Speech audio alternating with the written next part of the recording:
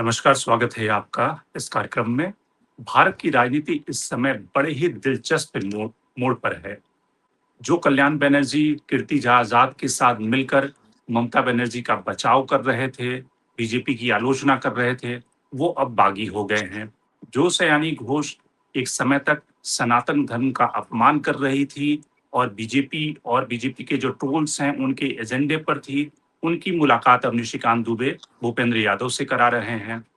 जो अशोक गहलोत और सचिन पायलट एक दूसरे के खून के प्यासे थे और जिन अशोक गहलोत ने सचिन पायलट को उप मुख्यमंत्री और राज्य के अध्यक्ष के पद से हटा दिया था और लगातार पिछले एक हफ्ते से कोस रहे हैं, वो सचिन पायलट कह रहे हैं कि गहलोत तो उनके पिता के समान हैं, यानी कि जिस तरह से वैभव गहलोत को अशोक गहलोत प्यार करते हैं, उसी तरह से सचिन पायलट के लिए उनके भाव हैं। अखिलेश यादव उत्तर प्रदेश में एक नए होप एस्पिरेशन की पॉलिटिक्स की शुरुआत कर रहे हैं। सिर्फ वो कोसना नहीं, यानी कि बीजेपी की सरकार, योगी सरकार को सिर्फ ब्लेम नहीं करना चाहते, बल्कि जो पीडीए का नया नारा उन्होंने इजाद किया है, वो डेटा, एआई और इस तरह की एस्पिरेशनल पॉलिटिक्स की बुनियाद उत्तर प्रदेश में रख रहे हैं।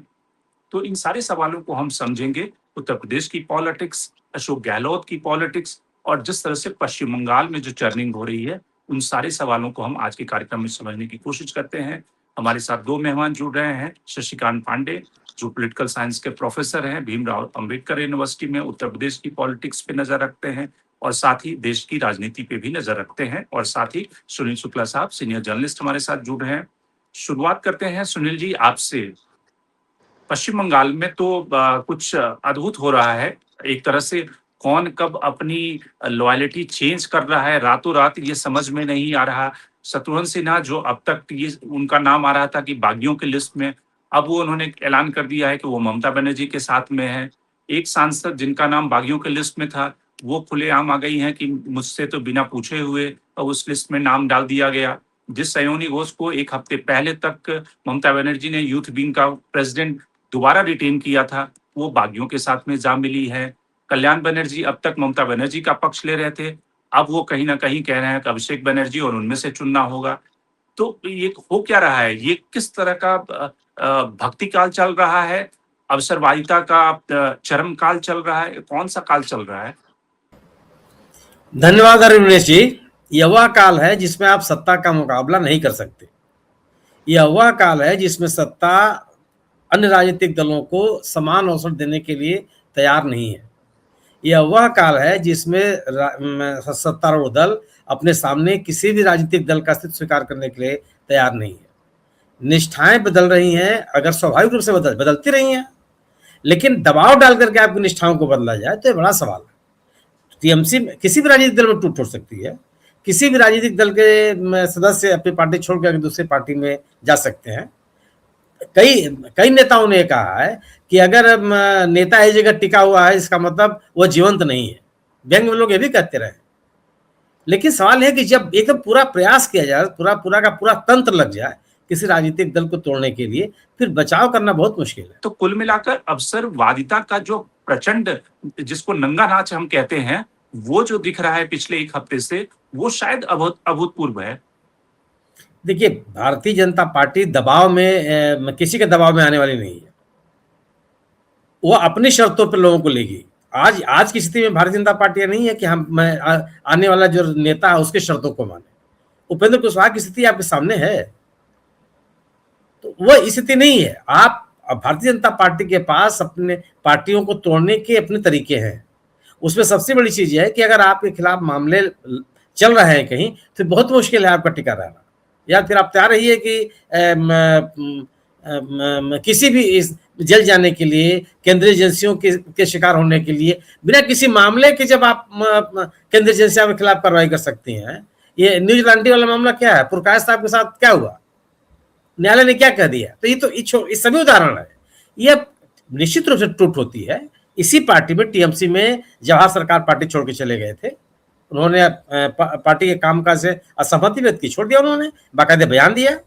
किसी के सामने ऐसी स्थिति नहीं थी जो उस समय अगर पार्टी छोड़ देता तो इतना बड़ा संकट। भारतीय जनता पार्टी तभी उनको मदद करने के लिए तैयार थी अगर उनको भारतीय जनता पार्टी के साथ जाना था। तो लेकिन ये केवल एक और फैक्टर सुनील जी इसमें लगता है कि ममता बनर्जी ने बहुत सारे वैसे, अगर आप बीजेपी या कांग्रेस कोई भी उस तरह की जो पॉलिटिकल पार्टी है उसमें आप देखें कि जो राज्यसभा में कैंडिडेट का चुनाव हुआ, लोकसभा में ममता ने बहुत ज्यादा फिल्मी स्टार जो लैटरल एंट्री है उन पे भरोसा किया। आप देखें कि बीजेपी में कितने स्टार हैं आज की तारीख में, वो अपने ग्रासरूट के कार्यकर्ता को राज्यसभा लोकसभा भेजती है। कांग्रेस भी उस तरह से करती है। ममता ने बहुत ज्यादा ये जो फिल्मी स्टार पे जिनका कि जिसको कहते हैं कोई मान धर्म नहीं होता, जो जिसके पास सत्ता है उसके पास वो उछल के चले जाएंगे। क्या आपको लगता है कि उनके चुनाव में भी कहीं प्रॉब्लम थी? नहीं, ये तो बात कही शुरू से ही कही जा रही है ममता बनर्जी के बारे में कि उन्होंने अपने कैडर के बजाय विभिन्न क्षेत्रों के ऐसे लोगों को मौका दिया जो चर्चित थे, जो जिनके पास लोगों को इकट्ठा करने की क्षमता थी। ये बिल्कुल सही है, लेकिन ये स्थिति केवल टीएमसी के लिए थोड़े है। अगर ममता बनर्जी ने अपने यहाँ फिल्म अभिनेताओं को जगह दी तो भारतीय जनता पार्टी जो दुनिया का सबसे बड़ी पार्टी होने का दावा करती है, वो भी कंगना रनावत को एमपी बनाती है, वो अभी सनी देओल को अपने यहाँ सांसद बनाती है, वो अभी लगातार हेमा मालिनी जी को अपना उम्मीदवार बनाए हुए है। ऐसा नहीं, ये हर दल के लिए स्थितियां है। टीएमसी तो एक अपने राज्य में जिसको मैं जिससे ऐसे लोगों को जगह दिया, लेकिन ये जरूर है एक गलतियां हुई हैं। लेकिन ऐसा नहीं था कि अगर आप मान लीजिए कि यूसुफ पठान को कहिए कि खिलाड़ी थे, गुजरात से ला करके उन्होंने उनको चुनाव लड़ाया। सिखरेंदु रे साहब क्या है, तो 24 कैरेट के नेता है। जब से टीएमसी है तब से वो टीएमसी के ममता बनर्जी के साथ हैं। उनके साथ इस तरह की स्थिति क्यों पैदा होगी?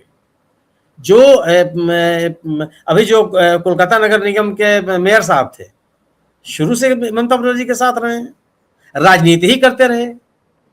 थोड़ा सा दबाव पड़ा, टूट गया और बीजेपी के साथ जाके मिल लिए।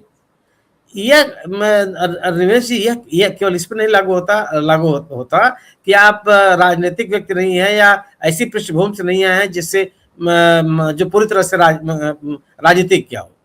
हर राजनीतिक दल में इस तरह के लोग हैं और मजबूत नेता पार्टी छोड़ के चले। ममता बनर्जी सरकार के खिलाफ पश्चिम बंगाल में असंतोष से कोई इनकार नहीं कर सकता। उनके कार्यकर्ताओं में नाराजगी है, रोष है, बिल्कुल सही है। लेकिन जो टूट है वह टूट केवल नाराजगी के कारण है ऐसा नहीं है। नाराजगी भी एक कारण है, लेकिन भारतीय जनता पार्टी बाकायदे तोड़ने का प्रयास कर रही है, योजनाबद्ध तरीके से तोड़ने का प्रयास कर रही है। और यह अगर टीएमसी के सांसद टूट रहे हैं तो भूपेंद्र यादव के यहाँ बैठक क्यों कर रहे हैं? उनके पास जगह तो कभी है नहीं। वो तमाम एमपी हैं जिनके पास जगह है, उनका बैठक कर सकते हैं, लेकिन वहां बैठक कर रहे हैं। जो इनकी बैठकें हो रही हैं उसमें पश्चिम बंगाल के मुख्यमंत्री शामिल हो रहे हैं। तो पूरी तरह से इस टूट के पीछे भारतीय जनता पार्टी है और भारतीय जनता पार्टी एक कमजोर टीएमसी देखना चाहती है। एक ऐसी कोई अपने सामने पश्चिम बंगाल में कोई राजनीतिक चुनौती और नहीं देखना चाहती। बावजूद इसके मेरा कहना है कि अगर मैंने टीएमसी और कांग्रेस वामपंथी दलों के बीच की दूरी अगर खत्म होगी तो एक मजबूत राजनीतिक गठबंधन वह सामने भी आएगा, इससे भी आप इनकार नहीं कर सकते। लेकिन ये जरूर है कि यह टूट फूट स्वाभाविक तरीके से हो रही है, यह स्वीकार नहीं किया जा सकता। या ममता बनर्जी के खिलाफ, अभिषेक बनर्जी के खिलाफ, उनके कार्यशैली के खिलाफ, उनके कामकाज के तौर तरीकों को लेकर के पार्टी से लोग अलग हो रहे हों, ये स्थिति नहीं है। इसमें भारतीय जनता पार्टी बाकायदे शामिल है और उसका प्रयास चल रहा है कि अब सैनी घोष को क्या उनको अकेले जाकर के नहीं मिल सकती थी भूपेंद्र यादव से, जो द्विवेदी सक्रिय हो गए। पूरी सब लोग लगे हुए हैं। कोई और ये भारतीय जनता पार्टी कोई पहली बार नहीं कर रही है। आप देखिए शिवसेना टूटी थी तो क्या अपने आप टूट गई थी? क्या उद्धव ठाकरे से नाराजगी के कारण वो टूट गई? बाकायदे उनके साथ विधायकों को लेके जाया गया, भारतीय जनता पार्टी शासित राज्य में ले जाया गया, भारतीय जनता पार्टी के लोगों ने उनको संसाधन मुहैया कर, ये तो चीजें पब्लिक डोमेन में है। इसलिए यह राजनीतिक दलों में टूट, राजनीतिक दलों में दल बदल, एक पार्टी को छोड़कर दूसरे पार्टी में जाना, ये स्वाभाविक सी प्रक्रिया है, लगातार ये होता रहा है। लेकिन ये जो हो रहा है टीएमसी के साथ जो हो रहा है उसमें भारतीय जनता पार्टी की बड़ी भूमिका है और उस भूमिका के कारण से स्थितियां बनी हुई है। और आप देखिए, कल तक कहा जा रहा था, आपने खुद भी नाम लिया, मैंने भी कल कहा था कि मुझे नहीं उम्मीद है कि शत्रुघ्न सिन्हा चले जाएंगे। शत्रुघ्न सिन्हा जाके क्या करेंगे? और कल जब मैं कहीं इंटरव्यू देख रहा था कीर्ति आजाद का, कीर्ति आजाद ने अपने इंटरव्यू में कहा कि अगर शत्रुघ्न सिन्हा भी चले जाते हैं तो वो भी गद्दार है, ये शब्द उन्होंने प्रयोग किया। मैं मुतमईन था, मुझे लग रहा था कि ऐसा होना नहीं चाहिए, फिर भी राजनीति तो कुछ भी हो सकता है। आते आते कल आज हो गया कि नहीं साहब वो नहीं जा रहा है और मुख्यमंत्री के सामने साथ है। कल्याण बनर्जी के बारे में कल्याण बनर्जी ने अभिषेक बनर्जी की आलोचना की। अभिषेक बनर्जी की आलोचना कल्याण बनर्जी पहले भी कर चुके हैं, अब ऐसा नहीं कि पहली बार कर रहे हैं। अभिषेक बनर्जी की कार्यशैली को लेकर के उन्होंने नाराजगी व्यक्त की थी, ये भी बिल्कुल सही है, लेकिन उस बयान को लेकर के मान लिया जाना कि वो टीएमसी से अलग हो रहे हैं, हो सकता है चले जाए, ये नहीं कहा जा सकता कि नहीं जाएंगे, हो सकता है कि चले जाएं, उनके ऊपर भी दबाव पड़ सकता है, लेकिन केवल इस बयान पर यह निष्कर्ष निकालना कि वो छोड़ के चले जा रहे हैं, यह मुझे लगता है कि बहुत तार्किक नहीं है। जी सुनील जी, हम आते हैं राजस्थान की समस्या को लेकर कि राजस्थान में जिस तरह से सचिन पायलट से लोग उम्मीद कर रहे थे कि जब वो अपने पिता की श्रद्धांजलि देने के लिए आएंगे तो वो अशोक गहलोत ने जिस तरह से बयान दिए थे, जिस तरह से उन्होंने चैलेंज किया था कि सचिन पायलट सामने आए, उस घटना को बताएं कि क्यों वो उन्होंने बगावत की थी और ये सारी बातें उन्होंने कही थी। लेकिन सचिन पायलट ने बड़ी जिसको कहते हैं कि उन्होंने मोहब्बत की दुकान चला दी। उन्होंने कहा कि राहुल गांधी पूरे देश में मोहब्बत की दुकान चला रहे हैं और इसलिए हम सब कांग्रेस के सिपाही हैं। वैभव गहलोत की तरह से उन्होंने तुलना कर दी अपनी, यानी कि जो अशोक गहलोत है एक तरह से पिता तुल्य उनके लिए हैं। तो ये तो कांग्रेस की पॉलिटिक्स में सचिन पायलट जिस मैच्योरिटी को दिखा रहे हैं, जो अशोक गहलोत से उम्मीद की जाती थी कि अशोक गहलोत वो मैच्योरिटी दिखाते, परिपक्वता दिखाते, जो अशोक गहलोत ने नहीं दिखाई। सचिन पायलट ने ज्यादा परिपक्व बिहेवियर दिखाया। बिल्कुल सही है। सचिन पायलट की मनेसर की घटना के बाद जो भी राजनीतिक पहल है या जो राजनीतिक गतिविधियां हैं, वो एक मैच्योर राजनेता की तरह से, उन्होंने उस घटना के बाद से कभी यह लगने नहीं दिया कि उनके मन में अशोक गहलोत के प्रति कोई मलाल है। वो कभी आक्रामक नहीं हुए। अशोक गहलोत ने उनके बारे में ऐसे ऐसे शब्दों का प्रयोग किया जो अगर न करते तो ज्यादा उचित रहता। बावजूद इसके सचिन पायलट ने वो प्रतिकार नहीं किया। हालांकि उनको अब उनके पार्टी के भीतर भी ये कहने वाले लोग थे, राजस्थान में खासतौर से, कि वो अशोक गहलोत को लेकर के हमलावर हों, लेकिन सचिन पायलट अशोक गहलोत को टारगेट करके अगर उनके हाथ में नेतृत्व आता भी है तो वो उनको वो सफलता नहीं मिलेगी। अशोक गहलोत का अगर साथ उनको मिलता है, अशोक गहलोत के साथ मिलकर के अगर आगे बढ़ते हैं तो वो उनके जो राजनीतिक अभिलाषाएं हैं, राजनीतिक लक्ष्य हैं, बेहतर तरीके से हासिल कर सकते हैं। और लगातार मैंने राजस्थान का चुनाव जब चल रहा था और राजस्थान के चुनाव हारने के बाद भी सचिन पायलट ने अपनी राजनीतिक सक्रियता न केवल राजस्थान में बल्कि पूरे देश भर में अपने बनाए रखा और हाईकमान की नजर में भी वो बने रहे। जो कुछ भी उनको जिम्मेदारियां देंगे, जिस किसी भी राज्य में जिम्मेदारियां देंगे, उस भूमिका का उन्होंने बड़े ढंग से निर्वाह किया। वो एक ऐसे नेता के रूप में उभर करके आए जो राहुल गांधी की दोनों यात्राओं में उनकी भागीदारी रही। तो अब सचिन पायलट से ये उम्मीद नहीं की जा सकती कि वो कोई इस तरह का बयान देंगे जिससे अशोक गहलोत और उनके बीच में दूरी दिखाई पड़े। उस दूरी को हासिल क्या कर लेंगे वो? उसे तो कुछ मिलना मिलाना नहीं है। तो एक मैच्योर राजनेता की तरह से बिहेव कर रहे हैं और मुझे लगता है कि अशोक गहलोत को टारगेट नहीं करेंगे। अशोक गहलोत की वो उस तरह से आलोचना नहीं करेंगे जो उनके विरोधी चाहते होंगे कि अशोक गहलोत को कि उस तरह से आलोचना करे, या जिन शब्दों का प्रयोग अशोक गहलोत ने किया था। क्योंकि जो अब सचिन पायलट को पाना है। आपको लगता है कि अशोक गहलोत इस पे चुप हो जाएंगे या अशोक गहलोत अपनी भड़ास निकाल के उन्होंने अपना जो मकसद था वो हासिल कर लिया, या अशोक गहलोत आने वाले दिनों में कुछ और करेंगे? क्योंकि राजस्थान में जो स्थिति है कि एक तरफ तो गोविंद डोटासरा जो हैं उन्होंने बहुत अच्छे ढंग से वहां पे काम किया है, लेकिन वो काफी टाइम हो गया उन्हें अध्यक्ष रहते हुए। तो कांग्रेस को कहीं ना कहीं वहां पे एक डिसीजन लेना होगा, जो गहलोत नहीं चाहते कि सचिन पायलट वहां पे अध्यक्ष बन के आ जाए। वैसी स्थिति में आप क्या एक्सपेक्ट करते हैं, अशोक गहलोत क्या करेंगे?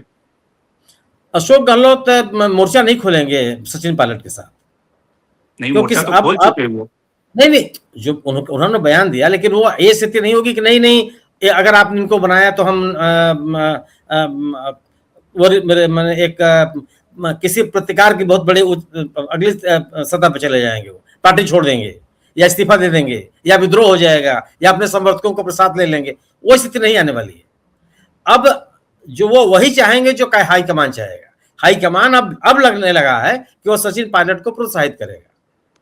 वह केवल अशोक गहलोत के ही कंधे पर राजस्थान की राजनीति को टिकाए रखे, वो नहीं होने वाला है। नहीं, जो लेकिन अशोक जो गहलोत तो ये चाहते हैं कि भाई अब उन्हें कांग्रेस अध्यक्ष की कुर्सी मिल जाए या कुछ और भूमिका मिल जाए, जिसको के लेकर राहुल प्रियंका उनसे बात नहीं कर रहे हैं, जिससे वो नाराज हैं। तो आपको लगता है कि स्वाभाविक, ये सब करने के बाद कुछ मिलेगा? नहीं, कुछ नहीं मिलेगा, मुझे नहीं लगता। अब दबाव की स्थिति में कांग्रेस का हाईकमान नहीं रहने वाला है। अशोक गहलोत को बहुत कुछ मिला है। अशोक गहलोत से लोग अब आप ये उम्मीद करते हैं कि आप राजस्थान में पार्टी के को पुनः सत्ता में लाने के लिए प्रयास कीजिए। उस किसी भी आज जो स्थितियां दिखाई पड़, सिद्धारमैया साहब को उन्होंने मुख्यमंत्री के रूप में स्वीकार नहीं किया। सिद्धारमैया बहुत बड़े नेता है, मेरा निजी अनुभव है कि उनकी लोकप्रियता कर्नाटक में बहुत जबरदस्त है। एक बहुत ही शानदार नेता के रूप में पहचाने जाते हैं वहाँ, एक अच्छे प्रशासक के रूप में उनकी पहचान है, एक मजबूत सामाजिक संगठन उन्होंने तैयार किया है। लेकिन जब 2.5 साल के बाद सत्ता परिवर्तन के बाद कांग्रेस ने स्वीकार की थी अपने गठबंधन में, उसको लागू किया और ये कहा कि अगला चुनाव एक ऐसे नेता की उपस्थिति में मौजूदगी में होनी चाहिए जो आक्रामक तरीके से कर्नाटक में राजनीति करे। तो जब सिद्धारमैया साहब को जाना पड़ा तो अशोक गहलोत साहब के सामने स्थिति नहीं है। अशोक गहलोत से वो डिक्टेट हो जाएगा कांग्रेस का हाईकमान, मुझे ऐसा नहीं लगता। उसकी वजह भी मैं नहीं देखता हूँ कोई, कि इतने अपरिहार्य अशोक गहलोत हैं कि वो एक उभरते हुए नेता को रास्ते में रोड़ा बने रहे और कांग्रेस का हाईकमान उसको स्वीकार करता रहे, वो स्थिति मुझे नहीं दिखाई पड़ती। निश्चित रूप से कोई विंडिक्टिव रास्ता नहीं चुनेगा कांग्रेस का नेतृत्व, लेकिन अशोक गहलोत भी सम्मानित नेता है, लेकिन वो बाधा नहीं उत्पन्न कर सकते। अब वो अपने टर्म्स कंडीशन डिक्टेट नहीं कर सकते, वो स्थिति में देखता नहीं हूं। इतनी बड़ी राजनीतिक ताकत अब उनके पास बची नहीं है। शुक्ला जी, आप अखिलेश यादव की इस पॉलिटिक्स को कैसे देख रहे हैं?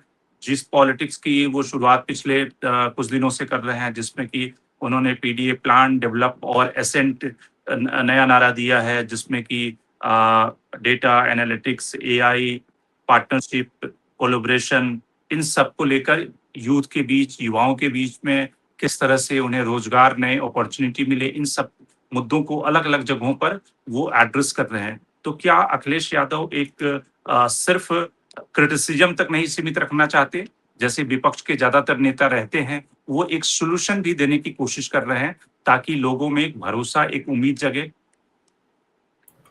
बिल्कुल। देखिए, अब उत्तर प्रदेश की राजनीति में अखिलेश यादव एक प्रगतिशील नेता के रूप में उन्होंने अपनी पहचान बनाई थी।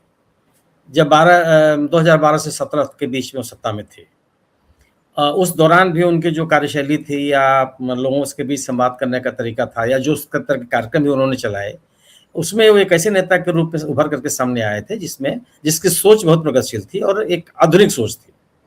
उसको वह छवि अपनी बनाए रखना चाहते हैं और उस समय की उस छवि ने युवाओं को उनकी तरफ आकर्षित किया था और ढेर सारे ऐसे काम उन्होंने किए जिससे कि पढ़ने वाले विद्यार्थियों में या रोजगार पाने के लिए चिंतित युवकों में एक आकर्षण उनका बना था।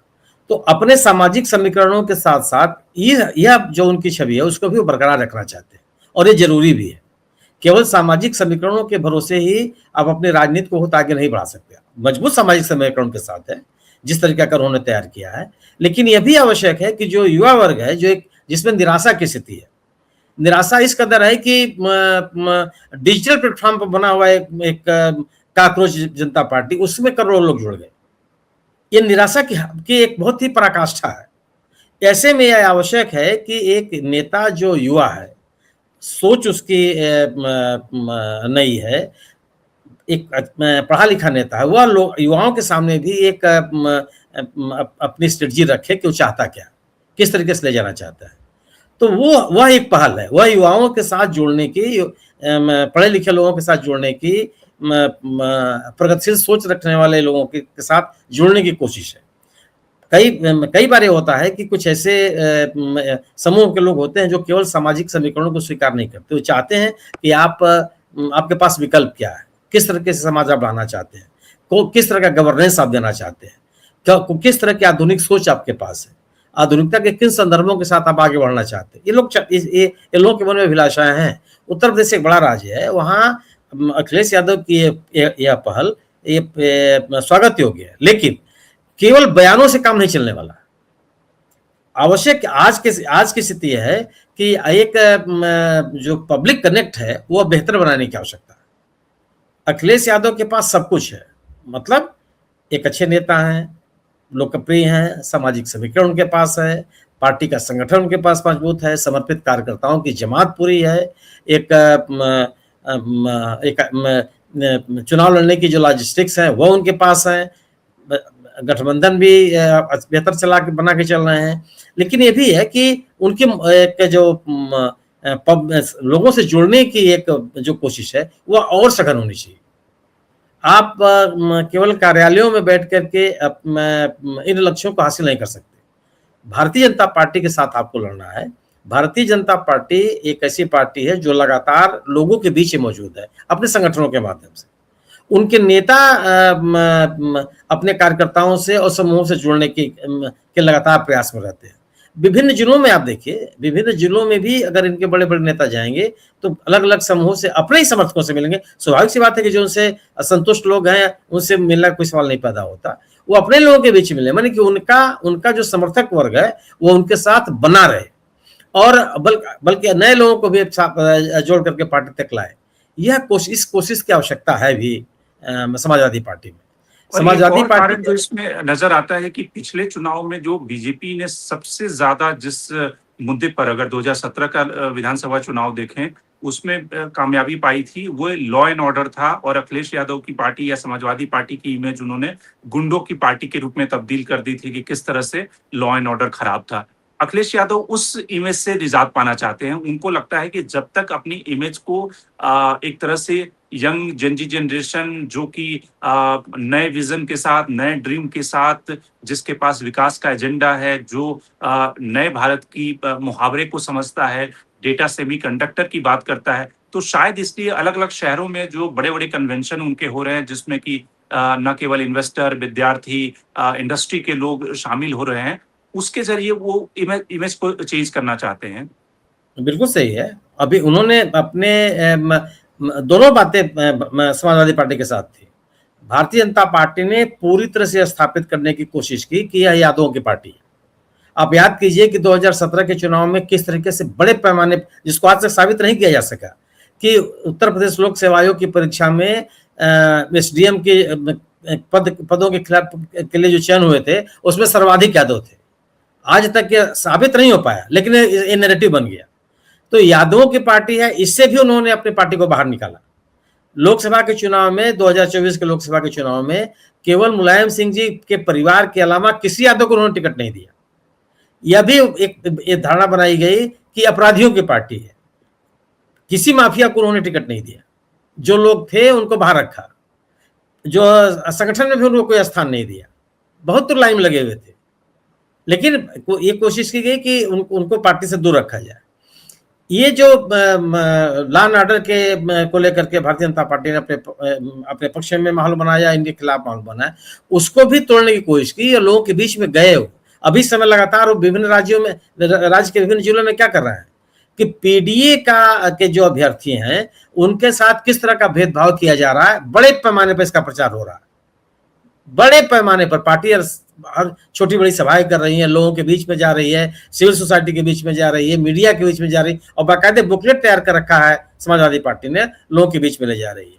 बिल्कुल, कुल मिलाकर जो भारतीय राजनीति का जो ये समय चल रहा है, जिसमें कि सचिन पायलट और परिपक्व होकर निकल रहे हैं, क्योंकि अगर आप तुलना कीजिए कि 5 साल पहले के सचिन पायलट से, जिसमें अशोक गहलोत के आरोपों पर सचिन पायलट जवाब देना नहीं भूलते थे, लेकिन आज की तारीख में वो उन्हें पिता तुल्य बता रहे हैं। उसी तरह से अखिलेश यादव अपनी पुरानी पिछली गलतियों से सीखते हुए न केवल क्रिटिसिज्म बल्कि उसका सॉल्यूशन भी दे रहे हैं। सवाल यह है कि क्या टीएमसी भी अपनी गलतियों से सीखेगी, क्योंकि विपक्ष में रहने का काल जो होता है वो सीखने का काल होता है, और सत्ता से अब टीएमसी उतर गई है और अब सीखने का काम है, सीखने का कार्यकाल है, जिसमें कि उम्मीद की जानी चाहिए टीएमसी भी अपनी पुरानी गलतियों से सीख कर परिमार्जन करके इवॉल्व होकर निकलेगी। तो आज के कार्यक्रम में इतना ही। सुनील शुक्ला जी आप जुड़े, आपका बहुत-बहुत धन्यवाद। और शशिकांत जी आपसे संपर्क नहीं हो पाया, लेकिन आपका भी बहुत-बहुत धन्यवाद।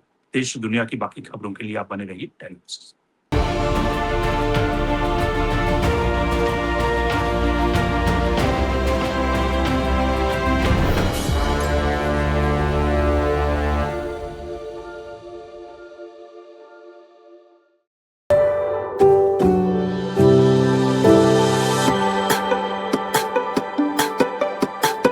Every book has a journey, and every author has an untold story. Behind every powerful book lies curiosity, courage, and countless conversations. Discover them all on Books and Banter, a Dialogus Digital original series.